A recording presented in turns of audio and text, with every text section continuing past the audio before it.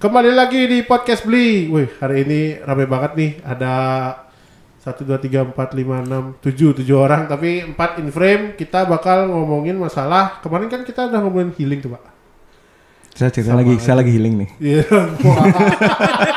Saya lagi diam nih healing ceritanya. Jadi kemarin udah ngobrolin healing kita sama Cak ya.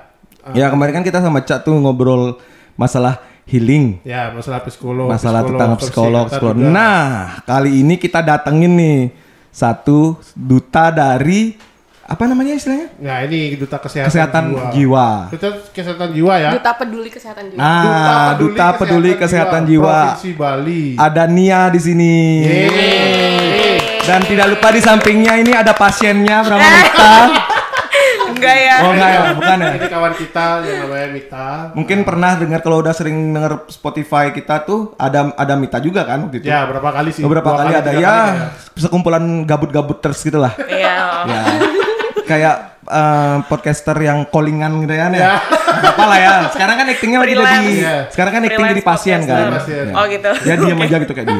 Oke. Jadi beberapa waktu yang lalu aku sempet akun podcast Bli yang adminnya aku juga sih gitu kan. Iya. Jadi dihubungi sama akun Instagram namanya Duta Peduli Kesehatan Jiwa. Mereka nanyain, gimana caranya kita biar bisa ngobrol nih gitu. Karena kan visi misi mereka kan untuk peduli soal kesehatan jiwa nih gitu. Jadi, karena kesempatannya pas banget sama kita ambil masalah Cak kemarin. Ya udah kita ajak aja langsung gitu. Iya, karena kan jujur aja kalau kita berapa kali lihat kesempatan di Twitter, di sosial media, banyak banget tuh yang aduh ke psikolog biayanya berapa, ke psikiater gimana gitu kan. Ada yang nggak bisa bedain psikolog psikiater kayak kita kemarin juga. Iya, kan? kayak kita kemarin tuh kan gitu. Iya. Agak bingung juga ya. Oke, nah kita langsung aja deh perkenalan dulu deh nih Nia. Nia perkenalan deh boleh? Sebut nama panjang juga. Ya terserah kayak makanan favorit. Iya. Drakor favorit kan. Tinder dong. Oke, jadi halo teman-teman semua, nama aku Nilo Gede Junior Gunapadmi, bisa dipanggil Nia. Aku asalnya dari Kediri, Tabanan. Alamat lengkapnya? Nggak usah. Ntar ada paket-paket misterius ntar di sana. Kontak ada yang personnya. kirim ini lagi GoFood sama Grab gitu kan. Jadi sekarang sebagai Duta Peduli Kesehatan Jiwa. Jangan gitu dong. Di sebelahnya juga kenalin dong. Oh iya, lupa lu. Nggak usah kan jadi pasien. Harus dirahasiakan datanya. Aja. Ya lanjut tadi gimana? Jadi kan sebagai Duta Peduli Kesehatan Jiwa nih, apakah Nia seorang ya backgroundnya apa sih sekarang nih? Berhubungan dengan psikolog juga nggak sih? Iya. Kegiatan kesehariannya? Ya sekarang lagi kuliah di psikologi sih Kak. Sekarang lagi kuliah di S1 psikologi di Universitas di Bali. Apa namanya universitasnya? Universitas Dianapura. Iya. Jadi Dianapura nggak cuma pariwisata ingat ya? Iya. Betul. Kita juga baru tahu Jadi kan. kan gini ya, Duta Peduli Kesehatan Jiwa katanya baru tahun ini ya? Ada Iya, itu. baru tahun pertama. Terus karena kan ngelihat Instagramnya tuh ternyata dia di luar Bali Pak ininya apa namanya? Bisnya. Foundernya Iya foundernya apa namanya foundernya? Beta, gerakan Beta. Beta tuh apa kepanjangannya? Beta. Berbagi antara kita. Berbagi antara kita. Sweet banget. Oh iya berbagi antara kita dia. Jadi pas dibuka itunya ada ini Pak, ada fotonya ini Pak, Felicia Tisu Pak, tahu Felicia Tisu? Mantan pacarnya itu, anak presiden itu. Oh iya. Mereka sempat ngobrol tuh tentang kesehatan jiwa itu. Jadi karena isunya juga semakin berkembang, nah udah kita ngobrol ini deh sekarang sama dutanya langsung nih gitu kan. Ya, betul. Duta Peduli Kesehatan. Kamu siapa ya Duta Ceylon Seven ya? Bukan. Beda. Jadi Duta Peduli Kesehatan Jiwa itu misinya adalah apa sih biasanya? Apa sih yang kalian lakukan gitu loh? Ini tuh kita di sini buat menyuarakan gitu Kak tentang kesehatan mental. Oh ya. Jadi kan sekarang masih banyak yang belum tahu gitu kesehatan mental tuh apa sih, itu penting nggak sih gitu. Iya. Kadang-kadang tuh masih banyak juga yang kayak orang Bali gitu biasanya kan, kalau misalnya udah nggak mau makan atau nggak mau keluar kamar udah coba deh takon ini ke Balian gitu. Gak gitu. Gini sembahyang. Iya ada mendekat, kamu tuh kurang mendekatkan diri kepada Tuhan. Kurang sembahyang. Kamu mau makan ya, makan canangnya. tapi nggak cuma di Bali aja loh, di luar juga ada yang kayak begitu kan. Banyak. Kalau di luar paling ya kayak misal di kamu tuh kurang sholat gitu kan, terus itu di ruqyah lah apa gitu. Tapi Mita pernah? Enggak ya. Atau menuju? Enggak lah. Jangan sampai. Kalian pernah sholat apa enggak yang nanya itu? skip. Nah jadi kalau misalkan kita bayangkan ya, yang pertama kan yang paling dekat dulu nih kita bahas nih tentang keluarga kan, misalnya dalam keluarga kan kayak tadi bilang keluarga orang baik kayak gitu. Kalau kamu sendiri, kalau aku sendiri sih pernah mendengar beberapa teman yang punya masalah mental yang dia tidak bisa ngomong ke siapa-siapa, keluarganya menyarankan ke hal-hal yang kayak begitu tuh gitu. Nah kalau sebenarnya kan apa sih yang mesti dilakukan kalau misalkan kita merasa bahwa mental kita lagi nggak baik atau nggak, kita punya teman atau kenalan atau saudara yang keadaan kayak begitu gitu loh. Apa sih yang bisa seorang duta peduli kesehatan jiwa tuh ngasih tahu ke mereka, misalkan ke psikolog atau psikiater gitu misalkan. Itu nggak sih misinya sebenarnya? Yang pertama tuh Kak, kalau cara menghadapi orang-orang kayak gitu ya. Yang pertama tuh kita harus nerima dia sih. Misalnya dia tuh lagi ada masalah, dia tuh lagi marah, terus misalnya dalam kondisi nangis gitu, misalnya lagi emosi, kita tuh harus nerima dia, nerima kondisinya dia. Segala apapun kondisinya dia tuh kita harus terima, kita harus ngerangkul dia. Terus yang kedua juga kita perlu observasi dia ini perlu apa? Perlu teman pendengar, teman atau perlu teman telepon, atau perlu cuma di sisinya dia doang kan? Ada tuh beberapa orang yang nggak mau cerita gitu, masalahmu apa sih? Aduh aku belum siap cerita gitu, masih banyak kan kayak gitu.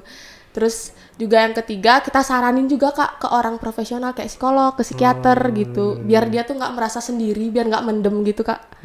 Karena kan kalau sama orang terdekat mungkin dia sungkan ya buat cerita, kamu tahu jadi masalahku gitu, makanya lebih baik sih gitu takutnya, makanya lebih baik tuh kayak kita gitu ke psikolog. Enggak. Aku pernah digituin soalnya. terus.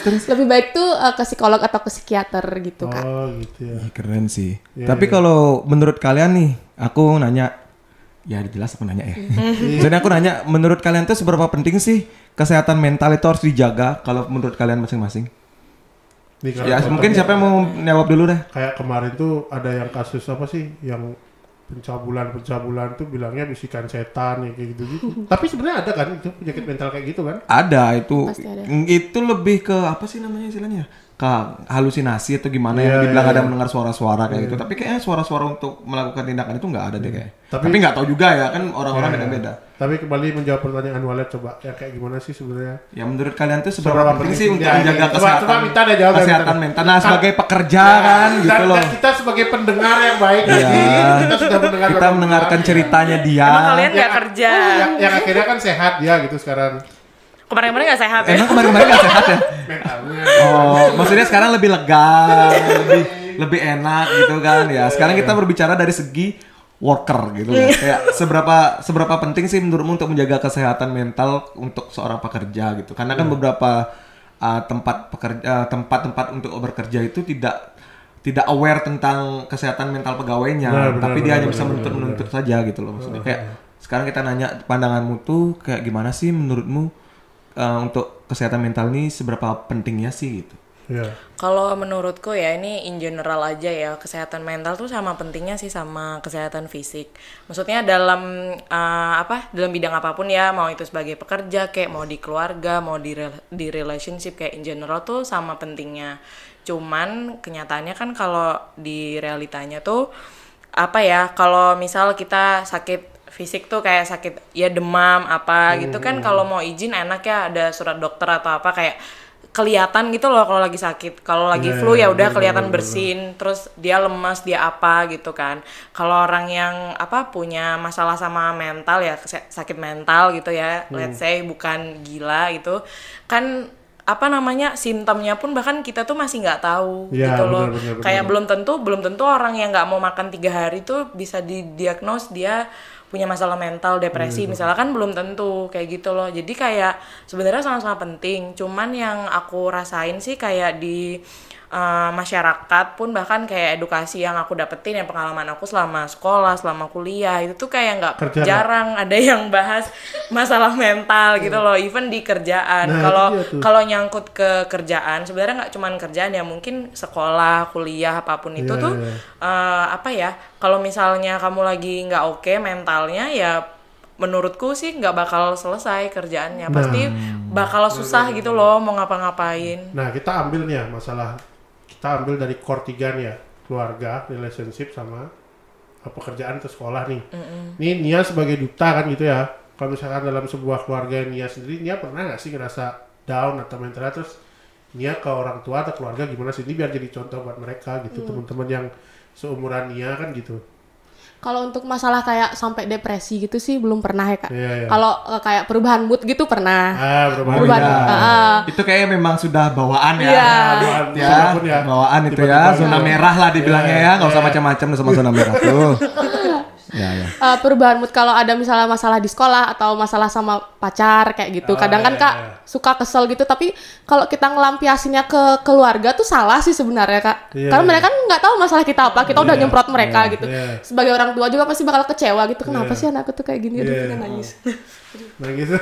Terus harusnya kemana? Kan tadi katanya salah tuh kalau ngelampiasinnya ke keluarga misal. Kalau ngobrol gitu pernah nggak sih curhat ngobrol, gitu curhat sama keluarga pernah, setiap hari tiap malam wajib ya? Iya. Oh berarti itu caranya orang tua gitu. kayak tiap malam tuh sekarang tadi tuh ngapain aja, walaupun online gitu kan Kak, dilihat sih ke kamar tuh dilihat tadi ngapain aja gitu. Terus sama temen terus tadi interaksi di WA gitu atau gimana sama siapa aja, tapi nggak sih kepo banget, coba dong lah chatnya enggak kan anak tuh juga punya privasi gitu Kak. Iya. Wah benar tuh. Orang tua tuh menghargai privasi. Berarti keluarga nge-treatnya keren ya. Contoh yang baik sih itu sebenarnya Pak. Karena kan beberapa ada keluarga yang orang tuanya nggak peduli gitu loh sama itu kayak lebih tadi. Kurang mengetahui, bukan tidak peduli. Sorry. Mereka itu peduli, cuman nggak tahu caranya. Gitu. Oke. Jadi lebih baik yang kayak begitu, lebih aware sama anaknya gitu ya, dari keluarga gitu ya. Jadi kalau dari relationship, Pak punya pengalaman nggak Pak mengenai itu Pak?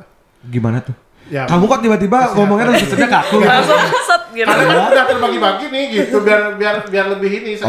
Maksudnya relationship ini kayak gimana maksudnya? Jadi punya misalkan mantan yang kesehatan jiwanya gimana gitu, yang kamu harus harus ditemenin. Mampu gitu lah. Iya, harus ditemenin, harus kita belajar ngerti moodnya. Ada ya, tapi ada.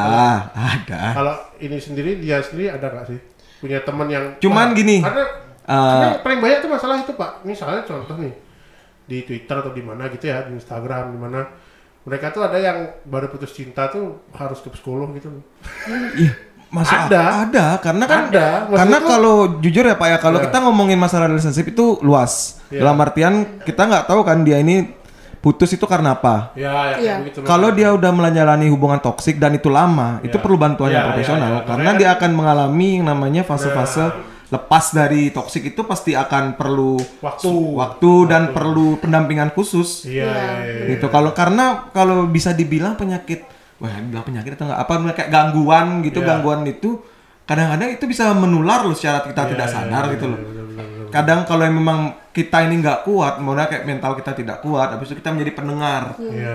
Mendengar cerita-cerita itu kadang-kadang kita juga di alam bawah sadar kita tuh menekan itu juga gitu loh. Jadi kita kalau secara tidak langsung tuh malah tertular.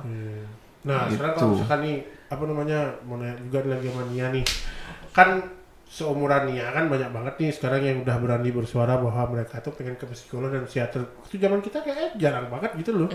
Karena bagi kita lebih baik mendam, lebih baik anger management kita juga nggak bagus waktu zaman kuliah dulu kan gitu. Nah, sedikit aja deh, misalkan buat teman-teman yang mau ke psikolog atau psikiater tuh mereka punya apa yang harus mereka lakukan itu buat mereka. Misalkan kalau kamu mau cari ke psikiater, kamu harus cari dulu nih yang mana yang cocok buatmu, karena kan nggak semua juga cocok katanya ya, gitu ya, bener nggak sih? Iya. Psikolog psikiater itu bedanya apa gitu dulu deh? Psikolog sama psikiater dari gelar sama pendidikannya sih Kak. Kalau psikiater itu dia harus S1 kedokteran, bukan S1 sih, harus menjalani pendidikan kedokteran dulu. Setelah itu dia nyari spesialis kesehatan jiwa, kedokteran jiwa. Berarti bedanya tuh. Iya, kalau yang simpel itu psikiater punya bisa mengeluarkan obat. Kalau psikolog tuh lebih ke konseling. Oke. Berarti kamu tuh pendengar yang baik ya? Astungkar. Berarti banyak dong teman-teman yang cerita ke kamu. Iya, lumayan. Berarti kamu ntar endingnya di psikolog dong, nggak bisa di psikiater dong? Nggak bisa Kak. Soalnya kan psikologi sendiri gitu loh Kak jurusannya. Nggak ke kedokteran. Sekolahnya udah beda. Iya pasti. Iya kan ya benar-benar. Jadi kalau misalkan kita ke psikolog nih, kan di Bali udah banyak nih psikolog. Misalkan anak-anak muda nih gitu, tahu nggak sih kisaran biaya biasanya? Kalau biaya gitu, waktu itu sempat lihat ya di platform, salah satu platform, boleh disebut platform? Boleh. Di Halodoc sama Alodok. Kalau Alodok itu dia berarti online ya? Online, konseling online. Kalau misalnya kalian nggak nyaman gitu, misalnya bertatapan langsung, misalnya kayak takut sama orang baru gitu. Bisa kok konseling online. Ntar kalau ke psikiater obatnya tuh kita dikasih obat, kita tuh nuker obatnya tuh ke apotek terdekat. Iya. Ke apotek terdekat. Oh iya. Berarti ada dong sebenarnya. Ada Kak. Oh. Dan biayanya juga tuh nggak terlalu mahal gitu, sekisaran 30 ribuan. Oh ya? 30 ribuan. Beda dengan konseling langsung ya? Iya, beda dengan konseling langsung. Terus gimana Mit tanggapannya Mit? Apa? Kamu udah tahu Halodoc belum kemarin? Udah. Ke depannya nih, udah ada apa lagi? Mita kan udah sering browsing. Jangan sampai lah. Browsingnya underground tapi tapi. udah, karena kan ini bukan gimana, bukan membuka apa-apa ya. Maksudnya kelihatan kayak kelihatan kayak kita ini sebenarnya kurang apa namanya? Kurang aware mengenai masalah psikiater atau psikolog itu. Jadinya ya kita cuma bisa melihat, karena kadang-kadang juga kasihan kayak ini ya contoh ya, seorang Mita gitu. Waktu kemarin sempat uring-uringan kan, kita kan teman-temannya kan dengerin dia uring-uringan, wah gini aku gini, ya dengerin kan. Sampai aku tuh nggak pernah berani ngomong ke psikolog sana, nggak berani loh. Karena menurutku masih kayak orang sakit jiwa jadi kayak gitu masih aib gitu ya. Iya, padahal kan enggak gitu, maksudku ya sebaiknya kita sebagai teman nih kayaknya kalau untuk menyadarkan mereka, ngajak mereka ke psikolog itu sebenarnya wajar nggak sih sebenarnya? Kalau menurut Nia nih gitu. Kalau menurutnya Nia sih wajar ya Kak, apalagi di zaman sekarang kan. Di zaman sekarang kan kita perlu tuh tenaga profesional. Kadang kalau kita pun tuh ngasih saran tuh kan kadang ya semangat ya udah sabar ya gitu. Sama semangat ya kayak gitu. Gitu kan, tapi kita tuh sekarang juga perlu gitu ke psikolog biar ada tindakan lebih lanjutnya lagi gitu. Ini sebenarnya kalau ke psikolog perlu nggak sih ke psikiater lagi gitu. Nah, itu penting tuh. Gimana tuh? Jadi tahapannya jadi kita ke psikolog dulu, baru ke psikiater. Iya, tergantung juga sih Kak gejala yang kita alami itu gimana. Kalau sampai nyerang biologis kita kayak misalnya sampai sesak nafas, kalau gitu kita perlu ke psikiater langsung. Kayak walet, kayak siapa? Cicak kemarin. Kenapa bisa kayak walet? Tiba-tiba kayak walet gitu. Kayak Cicak kemarin tuh banyak hitamkan sama dia. Dia bilang bahwa dia tuh sampai nggak bisa tidur dan mengganggu pekerjaannya tuh. Akhirnya dia ke psikiater ya, tapi walaupun dia nggak tahu sebenarnya itu adalah psikiater. Jadi itu. Oke deh, kira-kira ada yang mau ditanya lagi nggak dari Mita dari Walet nih? Barusan kan kayak apa, Nia mention tuh misal kalau temennya kenapa-napa, terus sebagai teman yang baik tuh dengerin kan, kayak paling cuman bisa ngasih yang sabar ya, semangat ya. Nah ini aku ada pengalaman nih, bukan aku ya, aku mau sharing juga. Sebenarnya gimana sih cara menghadapi orang yang cerita sama kita. Jadi misal ada orang nih cerita sama kita, maksudnya ya kita sebagai pendengar yang baik tuh, masa kalau cuman diem aja kan kayak, masa aku udah cerita kamu diem aja sih gitu kan. At least kayak let's say something nice gitu loh. Ya aku nggak komen apa, kayak bilang semangat ya, sabar ya. Nah terus orangnya tuh malah kayak bilang, aduh ngapain sih aku tuh malah disuruh sabar, disuruh semangat. Terus kan jadi serba salah ya sebenarnya tuh. Kita tuh harusnya gimana sih sebagai pendengar yang baik? Apakah memang ada kalimat atau kata-kata yang harus dibilang gitu loh selain sabar dan semangat? Sebenarnya kan itu kata-katanya yang positif dan juga kayaknya nyambung sama toxic positivity itu. Nah itu menurut kamu gimana tuh? Menurut aku tuh kita harus ada di maksudnya mendukung dia gitu loh Kak. Misalnya dia cerita aku tuh lagi kesel sama pacarku, kita tuh nggak boleh, kamu tuh nggak boleh gitu, nggak boleh kesel sama pacarmu tuh juga udah baik, udah ngasih effort banyak, nggak boleh, kita nggak boleh kayak gitu. Kita tuh harus ada kayak ngedukung dia gitu. Ya sih kayak sedih banget deh di posisimu, terus kita lanjut lagi, emangnya pacarmu tuh gimana sih kok kamu bisa sampai sesedih ini, kita tanya dulu kan dia. Terus setelah dia cerita, kita kasih saran, oh mending gini aja sih, selesain aja dulu baik-baik gitu, kayak obrolin dulu sama dia. Maksudnya jangan langsung, biasanya kan anak-anak zaman sekarang tuh langsung putusin aja lah kayak gitu, inguh putusin aja gitu. Karena ada perasaan sedikit mereka sebenarnya nggak mau pisah gitu ya. Iya gitu. Sebenarnya tuh kita nggak boleh sih kayak gitu Kak. Harus ngedukung dia gitu. Jadi tahapannya adalah dengarkan dulu. Terus baru kita, kamu mau saran apa enggak? Iya, gitu. Tanya dulu. Oh ditanya dulu ya. Karena pernah tuh beberapa sering banget ada teman di toxic relationship nih. Kita udah dorong buat ayo dong, putus aja. Karena kan kita udah terlalu lama nih mendengar dia. Terlalu lama mendengar, bosan mendengarnya. Iya bosan dong, gitu terus udah putusin aja. Karena kan itu kan udah sekian lama, akhirnya kita bilang putusin aja. dia nggak mau putus juga gitu. Jadi akhirnya kita lama-lama malas dengar gitu loh. Itu udah toksik, Kak. Toksik banget ya itu ya. Oh, kalau udah toksik ya emang wajar sih, Iya, lepas wajar. aja sih, Kak. Jadi Soalnya gitu ya? ngerugiin diri sendiri juga. Menurut kita ya, Iya. yang nggak ada Draining hubungannya sama energi mereka kita gitu ya. Aduh, ya. Ajak-ajak aku ngomong nih. Iya, Kak. Saya dari tadi banyak diem loh, saya nggak ada yang bilang dia aja ngomong. Ada yang mau ditanya? Enggak, maksudnya kalau yang tadi dibilang sama Mita itu kan ya Bang, tadi apa cerita yang sabar gitu ya. Iya, maksudnya itu kan udah Kalau- sebuah kata-kata positif Iya. gitu loh. Masa masih salah juga bilang kayak gitu, harus Cuman kan bilang banyak apa? bilang, aku udah sabar nih kayak gini, nggak usah lagi ajarin aku sabar. Ah iya kayak gitu, nah gitu maksudku. Kesel banget nggak sih? Oh, Kayak gitu. bener. Tapi kalau aku tuh biasanya kayak gini, kalau ada temanku yang cerita kayak gitu, aku bilang kayak gini, aku nggak mau bilang kamu sabar, karena aku tahu kamu tuh udah sabar sampai sejauh ini, dan aku hargai itu. Tokonya Sekarang- Jolin tuh sabar tuh toko. Iya. Ya maksudnya kayak gitu. Sebenarnya kayak aku nggak akan bilang ke kamu sabar lagi karena aku udah tahu kamu tuh sudah sabar gitu. Cuman aku ingin kamu bisa lebih kuat lagi. I so proud of you. Pokoknya Iya. kita berikan dia motivasi seperti itu. Kalimat-kalimat gitu. pendukung. Tapi tidak menutup kemungkinan juga kalau kita kan dengar cerita dulu masalahnya apa. Contoh kayak relationship misalnya si A berantem sama si B.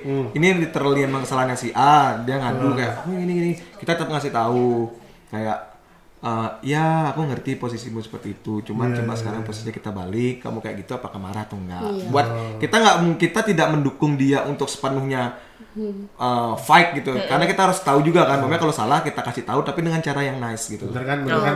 Bener, Kak. Cocok jadi psikologi. Hah? Cocok jadi psikolog. Dia psikolog sebenarnya, nggak ada yang tahu kan kalian. Saya rumah sakit.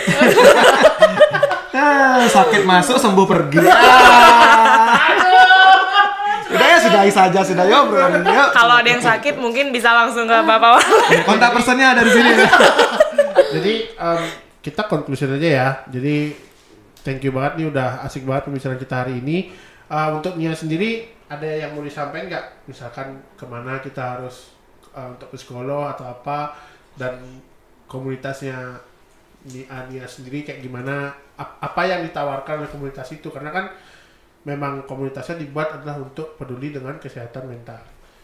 Buat teman-teman sih kalau lagi ada masalah atau misalnya sampai mengganggu sekolah atau mengganggu kerjaan aktivitas kita sehari-hari itu mending langsung ke orang yang profesional kayak psikolog atau psikiater. Kalau misalnya masih belum mau tanya saran teman aja dulu. Boleh kalau ke psikolog gimana ya gitu. Tapi kalau misalnya mau ke psikolog langsung lebih bagus lagi sih Kak. Karena kita langsung dikasih saran gitu. Jadi pikiran kita tuh langsung terbuka gitu langsung. Oh iya aku kayak gini, aku harus kayak gini gitu. Harus yakin lah ya bahwa seorang profesional tuh bisa lebih ya sama kayak kita ke dokter gitu loh sebenarnya. Benar Kak. Jadi kalau teman-teman di sini ada yang merasakan ya ada gangguan sedikit lah ya kan gitu kan ya. Mungkin nggak bisa diatasi sama sekali, keluarga, teman sudah nggak ada, lebih baik langsung ke profesional ya gitu ya. Mungkin aku tambahin lagi ya untuk tadi yang dibilang sama Saka yang waktu bilang nggak enak untuk ngomong ngajak ke Mita untuk psikolog itu loh. Mungkin cara ngomong ke temen itu kayak gini, misalnya kayak kan dia cerita atau apa itu, makanya kayak kamu merasa terganggu nggak dengan masalah ini? Kamu susah makan atau gimana? Makanya kalau kamu nggak cukup cerita sama aku, mending kamu hubungi yang profesional deh gitu. Aku bantu, aku temenin deh gitu. Tapi aku nggak masuk, aku cuma temenin aja ke sana. Itu kan as support as friend gitu. Oke. Iya deh gitu aja. Terima kasih nih buat yang udah dengerin podcast kali ini tentang kesehatan mental. Jadi wah ada bel lagi. Gak apa jadi kan sederhana. Terima kasih juga buat Nia yang udah meluangkan waktunya. Sama-sama Kak. Duta Kak, kesehatan. Nia mau ngasih tahu teman-teman di rumah. Ya, gitu. Kalau misalnya kan ini tahun depan bulan Januari ini bakal ada rekrutmen lagi dutanya. Oh iya benar-benar. Kalau misalnya teman-teman mau daftar atau mau jadi salah satu bagian dari kita, bisa langsung ke IG Duta Peduli Kesehatan Jiwanya langsung. Duta Peduli Kesehatan Jiwa ya. Nanti Ini Iya. ada syarat-syaratnya nggak kalau untuk berjodoh? Ada syaratnya Kak. Waktu itu aku tuh berkas-berkasnya itu ada CV, terus ada foto setengah badan bebas. Ya itu kan maksudnya pendaftaran. Iya, Nggak maksudnya kayak umur. Kok jangan panik ya. Nggak maksudnya syarat itu apakah ada syarat umurnya kah? Adakah? Oh iya ada. pendidikannya gitu? Syarat umumnya tuh dari umur 18 sampai 25 tahun. Oke. Wah, Jadi aku untuk bisa, teman-teman kita yang Ya, yang aku sedang nggak bisa, SMA dan kuliah sekarang Ya. itu mungkin dia aware tentang kesehatan mental dan ingin bantu mensosialisasikan pentingnya ini, mungkin bisa gabung di Beta namanya ya. Iya, Beta. Oke, Berbagi. ya, Dan begitulah. @duta kesehatan Jiwa. @duta peduli Peduli kesehatan jiwa. jiwa. Oke, cepet banget ngomongnya. Dan makasih juga buat Mita di sini as pasien. Pasien figuran ya. Pasien bohongan. Dan terima kasih untuk Saka yang sudah effort pakai kemeja. Dan Walid juga yang Dan saya sudah bertahan sampai saat ini. Terima kasih juga buat sponsor besar kita Wasco Kaos. Thank you. Oke, nanti kalau mau cuci mobil, cuci motor langsung ke Wasco. Mudah-mudahan cepat reda nih hujan mulu, Pak. Iya. Iya. Oke, gitu aja. Terima kasih. Jangan lupa mendengarkan podcast kita sebelumnya dan selanjutnya. Dan jangan lupa juga untuk subscribe, follow, like, and share. Itu harus belajar, Pak. YouTuber. Thank you dan sampai jumpa lagi. Ya, tetap sehat ya semua. Tetap sehat mental ya. Bye-bye. Waduh. Dia tak masukin beneran deh.